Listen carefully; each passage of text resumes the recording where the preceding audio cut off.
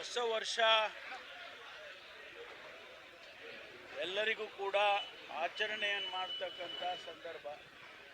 ಹಳೆಯದನ್ನೆಲ್ಲ ಮರೆತು ಹೊಸ ತೀರ್ಮಾನಗಳನ್ನು, ನಿರ್ಣಯಗಳನ್ನು ನಮ್ಮ ಜೀವನದಲ್ಲಿ ನಾವು ಮಾಡಿಕೊಳ್ತೇವೆ. ಹಾಗಾಗಿ ಈ ಭಾಗದ ಜನಸಮುದಾಯಕ್ಕೆ ಹೊಸ ವರ್ಷದ ಶುಭಕಾಮನೆಗಳನ್ನು ಸರ್ಕಾರದ ವತಿಯಿಂದ ಮತ್ತು ನನ್ನ ವತಿಯಿಂದ ತಿಳಿಸೋದಕ್ಕೆ ಬಯಸ್ತೇನೆ. ಮುಂದೆ ಭವಿಷ್ಯದಲ್ಲಿ ಎಲ್ಲರಿಗೂ ಕೂಡ ಒಳ್ಳೆಯದಾಗಲಿ ಅಂತೇಳಿ ಹಾರೈಸ್ತೇನೆ. ಈಗಾಗಲೇ ನಮ್ಮಲ್ಲಿ ಈ ಭಾಗದಲ್ಲಿ ಕೂಡ ನಾವು ನಮ್ಮ ಅಧಿಕಾರಿಗಳಿಗೆ ಸೆನ್ಸಿಟೈಸ್ ಮಾಡಿದ್ದೇವೆ. ಇಲ್ಲಿ ಏನು